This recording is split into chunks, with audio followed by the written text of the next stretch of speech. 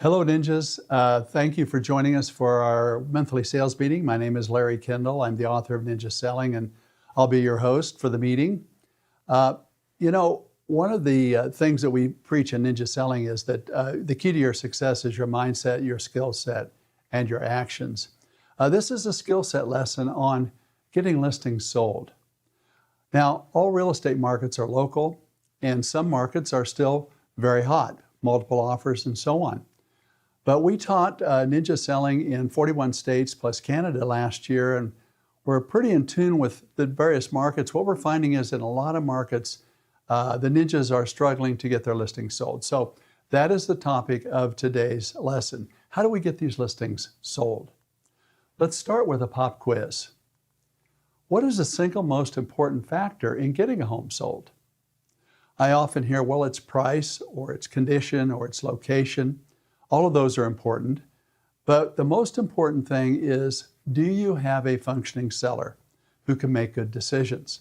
Let's think about the decisions a seller makes. Who determines the price? Well, the marketplace will determine the price, but who determines the list price? The seller. How about condition? How about the availability to show the property? What about, have you ever taken a full price offer to a seller and they won't accept it? So what we know is this. Sellers make very important decisions and they can affect the sale of the property. So we want to look at the bricks and the sticks. We want to look at the market, but we also want to look at, do we have a functioning seller? Right now, in the markets where it's difficult to get listings sold, I see three challenges. Challenge number one is seller expectations. Many of them still think it's 2021. The other one is, how do we confront the truth with them? There's a big gap between their expectations and reality, and how do we communicate the truth to them? Number three is, what do we do to market the listings, and what do we do to coach the sellers? So we'll focus on these three areas in this particular meeting. Let's talk about seller expectations for a moment.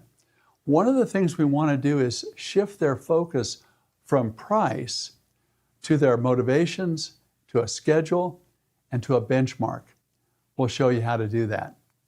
Number two, confronting the truth. We would recommend that you have the market do the heavy lifting. Don't you be the bad guy. Our job is to interpret the market. The market speaks.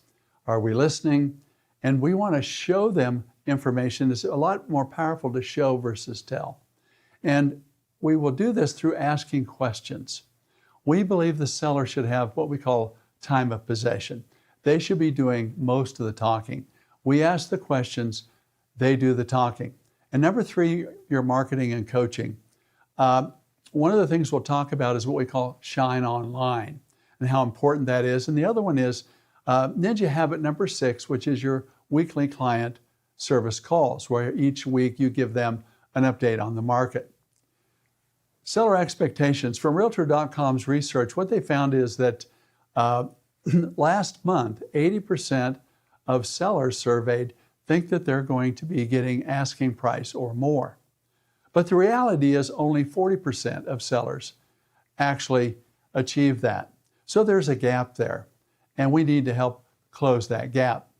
One of the ways to do that is step number 6 in your 16-step listing process. It's called the calendar. Now, you may remember the calendar from a couple of months ago in the April sales meeting. We actually did a role play on the calendar. And if you want to see that role play in action, I would recommend that you go back and take a look at that particular sales meeting. Let me summarize this. Step 6 is where you sit down with the seller and you say, I know your goal is to get to point A by a certain date. Let's build a schedule, and you pull out a calendar. And a couple of things happen when you do that. Number one, they lean in. You get very connected, and you are a team working on a project. And it's very powerful. Number two, as you start to look at when they need to be where they want to go, you start to back into when do we need a contract, when will it close, etc. What do we need to do as far as timing to get your home on the market, what they begin to realize is, wow, we thought we had a lot of time. We really don't. And they begin to focus on the schedule to help them stay on schedule. We also want to talk about the consequences. What happens if we get to when you need to move and your home isn't sold? What's your plan B? Many of them haven't thought about a plan B. And so this causes them to think about, the consequences of that if it doesn't sell. What if it sells early? What if a buyer walks in the first day and offers you a full price cash offer and they want to close immediately? Can you do that? And so they start to get clear on the schedule. They start to get clear on the consequences, their options. And then finally, what you've done very subtly is you have shifted the playing field from price to schedule. It's very, very subtle, but very powerful. As we say in Ninja Selling, the subtitle of the book is Subtle Skills, Big Results. This is a very subtle skill that we have found gives big results. Now, what do you do if you have a seller that says, well, we don't have a schedule, and even we don't have to sell? Whenever I hear that, I always think to myself, well, why did you ask me in? And so then I'll ask this question, remind me, why do you want to sell your home? They may say something like this, well, we want to move to Denver because our kids and grandkids live down there. We want to be closer to them, but we don't really have a timetable. You say, oh, hey, that's great. Let me ask you this. If you could wave a magic wand and move whenever you want, when would that be? And they'll think about it and they say, well, probably the ideal time would be before school starts in the fall. Great. Now you have a timetable. Now you have moved them onto a schedule. One other thing that's very powerful is what we call benchmarking. And when I'm teaching a Ninja class, typically there's an aisle down the middle, and I'll divide the class into two groups, Group A and Group B. And I'll say, okay, Group A, you're sellers, and I'm your realtor. Group B, you're sellers, and I'm your realtor. And all of us have agreed to list our home at $600,000. It doesn't sell immediately, so we all agree to lower the price to $575,000. Then we receive a $550,000 offer. I bring the offer to both Group A and Group B, and Group A, 82% accept the offer. Group B, 2/3 reject the offer. Now, there's one thing that I did with Group A that I didn't do with Group B. Any idea what that is? Well, at the time of the listing, I just casually mentioned what they paid for the property. I just casually said to Group A, I said, wow, you guys bought this home, 4 years ago for $400,000. You've done really well on this property. That becomes the benchmark for Group A. The benchmark for them is $400,000, and they see a $150,000 offer as they're making $150,000. But Group B, their benchmark, we didn't bring that up, so what's their benchmark? It's the original list price of $600,000. And they say, well, a $550,000 offer, we're losing $50,000. You can very subtly help them establish the proper benchmark. Unless they just bought their house in the last year or two, most people have pretty big equities. And I'm always amused when they say, well, I don't want to lose money. And their house has gone up $300,000 or $400,000. So establish the proper benchmark. The second challenge is confronting the truth. I can remember when I first got into real estate, to a seller, I would say, do you want me to tell you the truth, or do you want me to tell you what you want to hear? And they would laugh and they'd say, well, of course we want to hear the truth. That would kind of break the ice, and then we could get into it. Whenever I hear about confronting the truth, I'm reminded of that movie, A Few Good Men, where Jack Nicholson, that famous line, he says, you can't handle the truth. One of our fears is that what if that seller can't handle the truth and we become the bad guy? What do we do?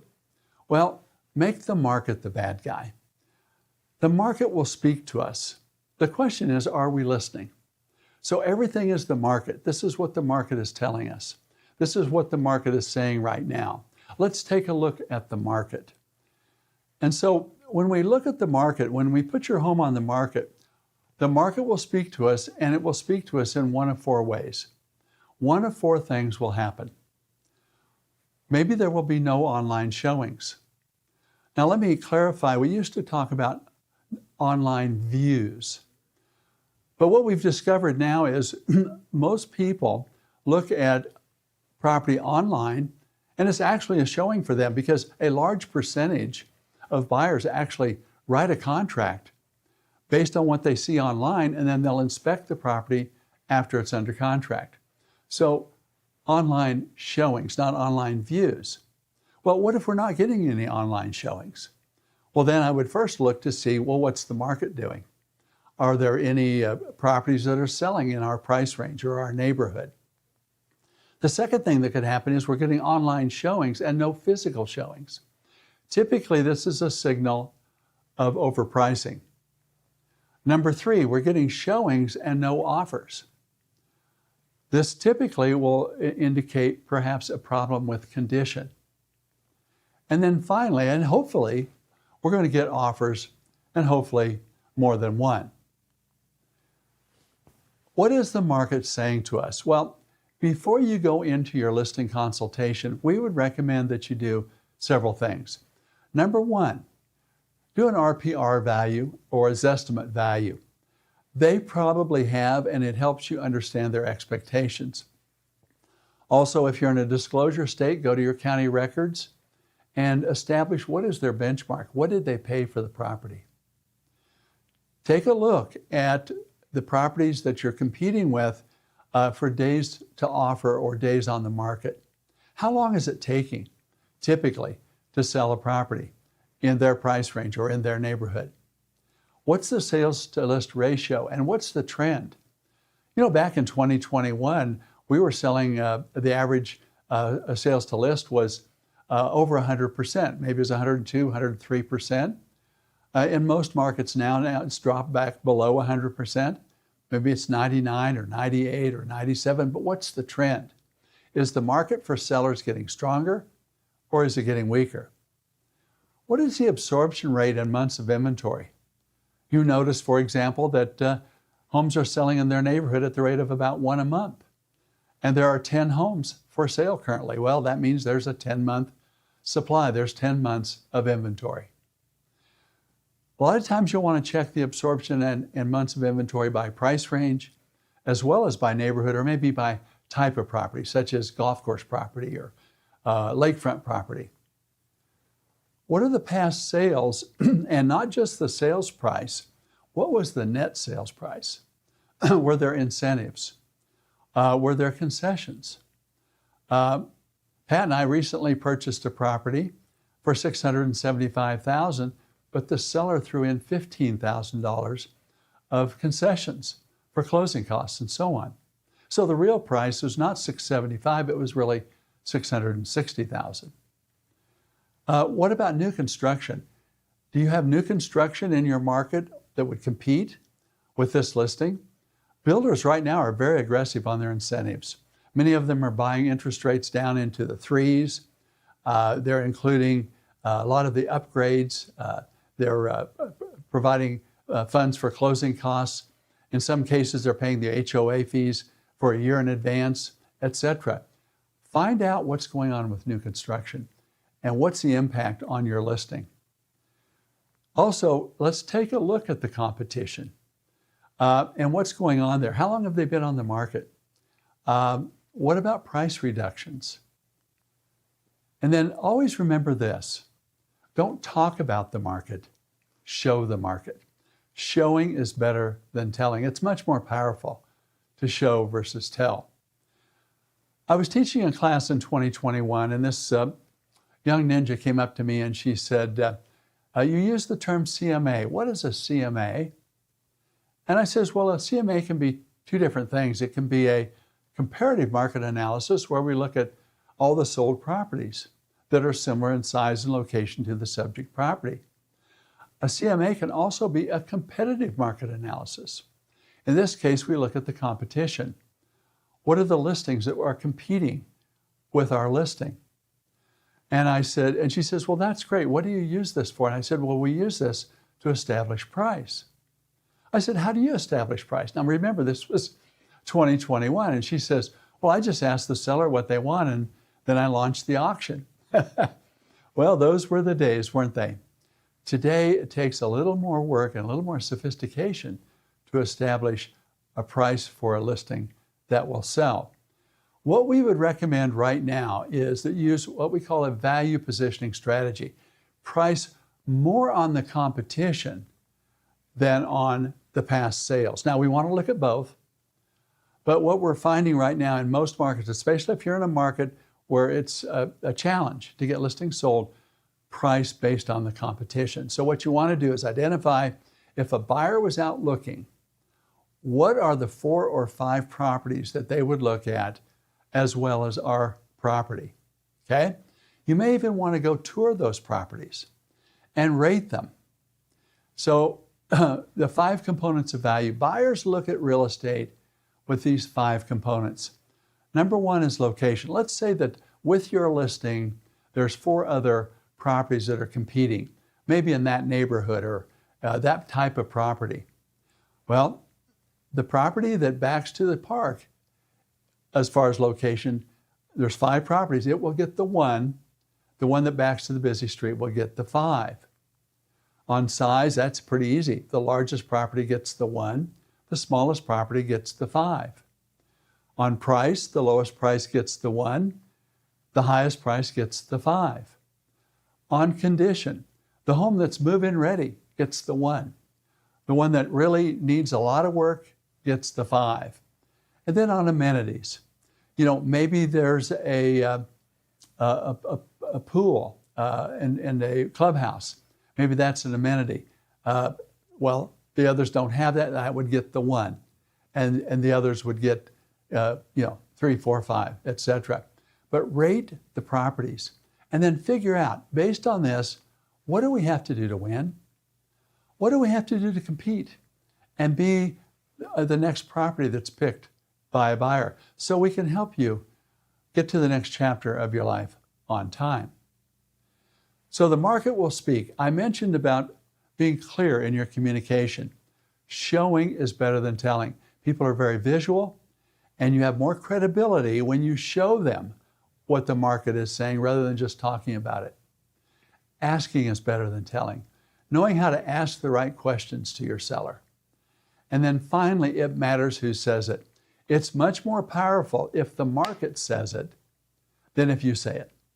It's more powerful if the seller names the right price rather than you naming the right price. So it's not what you say, it's what you what? It's what you ask. And we believe the seller should have time of possession. What does that mean? Well, it's kind of like football. Which team has the ball? Who has time of possession? The seller should be doing most of the talking. So often, realtors get in a listing presentation where they're presenting, they're teaching, they're the professor, they're trying to educate the seller.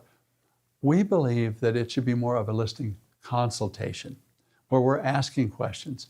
The seller is doing the talking. The market is doing the speaking. What if the seller says to you, well, I want to start higher because I can always come down? Have you ever had that one? It's fairly common. What do you do? Well, one thing I would do is show them the research from the National Association of Realtors.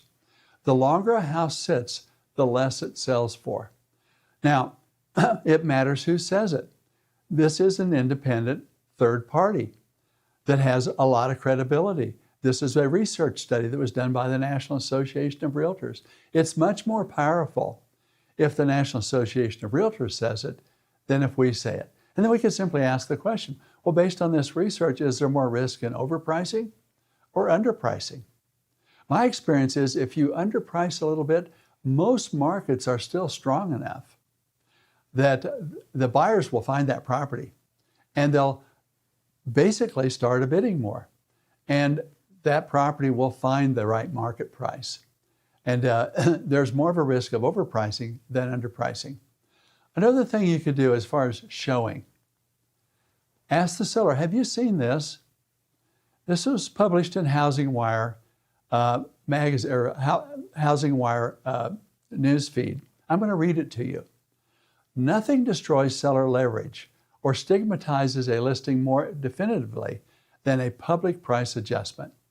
It is a corrosive event that eats away at the seller's equity position and signals market weakness to every potential buyer simultaneously.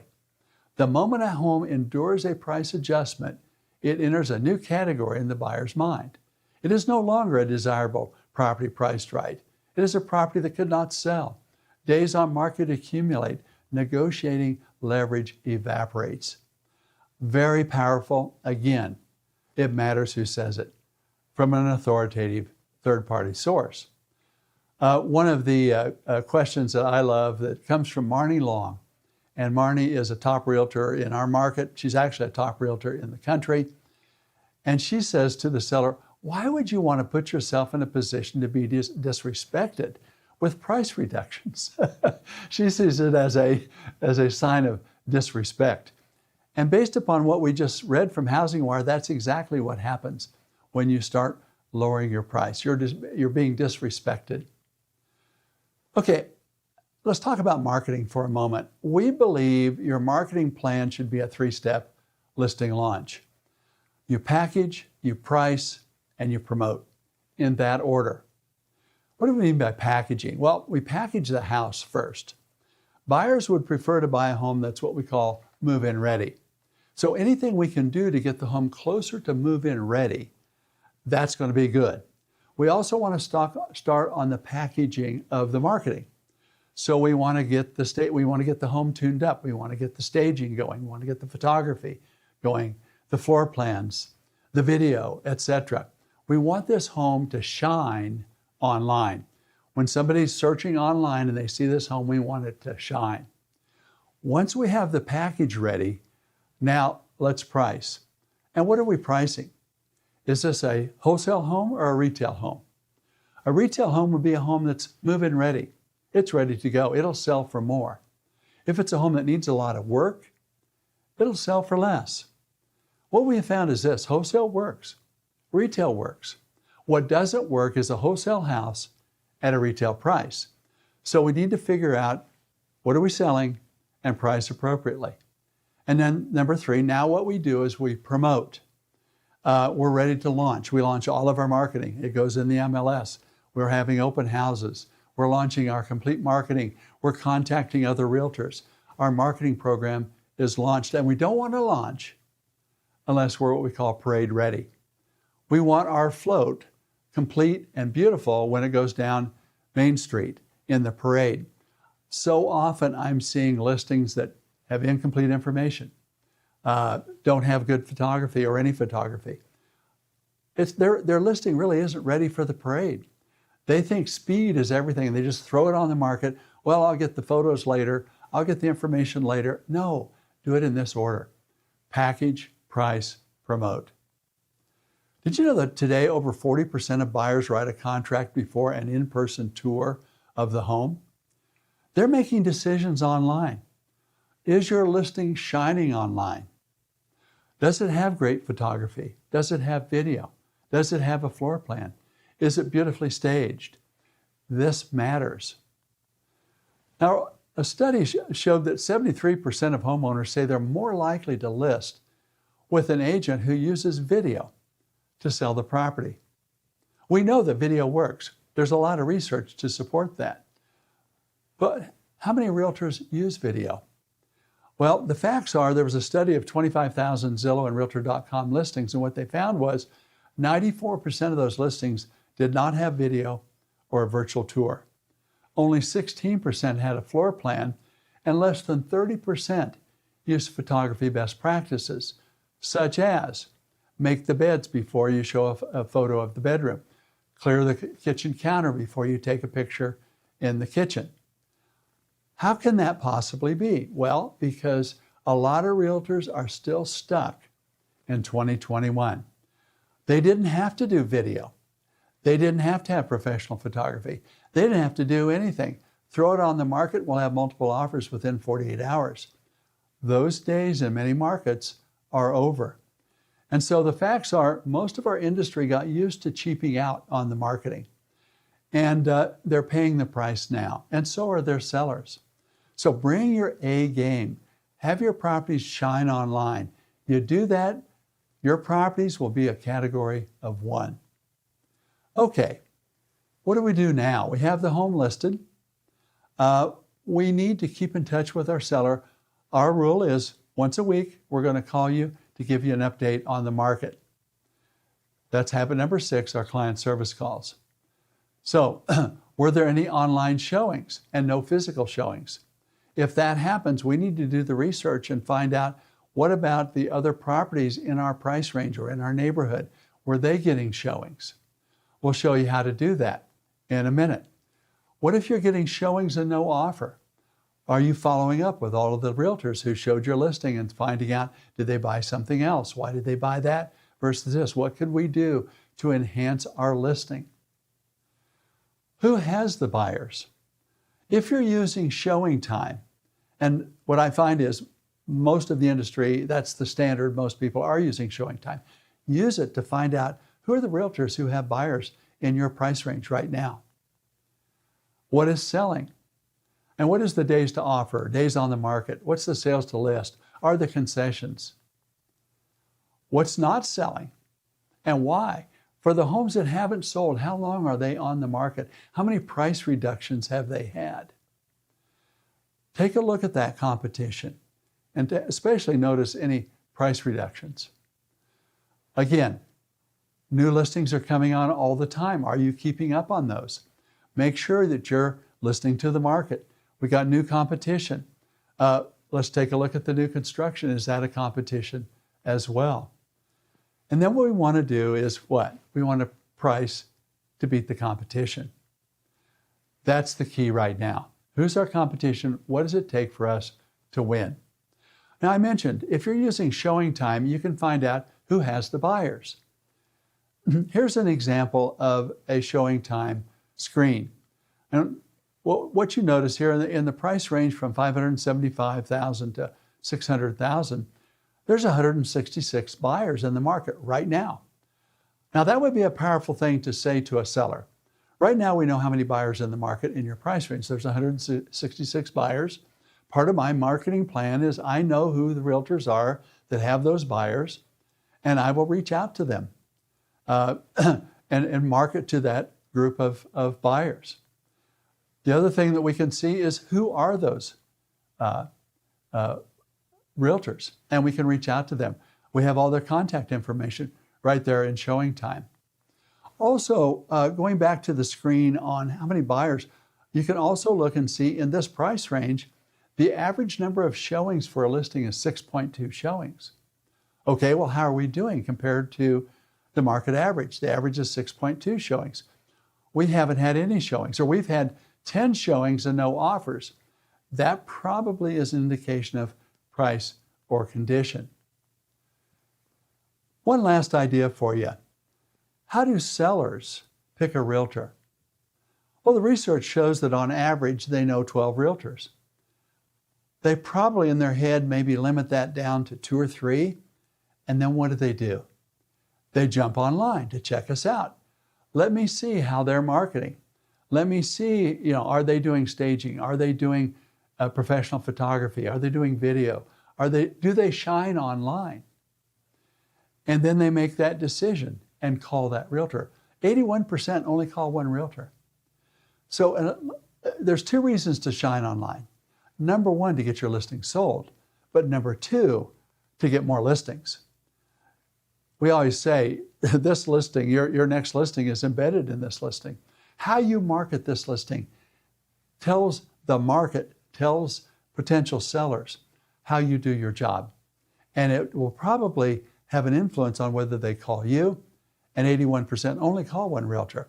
You may never get the call if you're not shining online. In fact, I believe as a realtor today, your greatest expense is the money you're not making, is the listings that you're not getting because you didn't do the job on marketing. Let's do the job.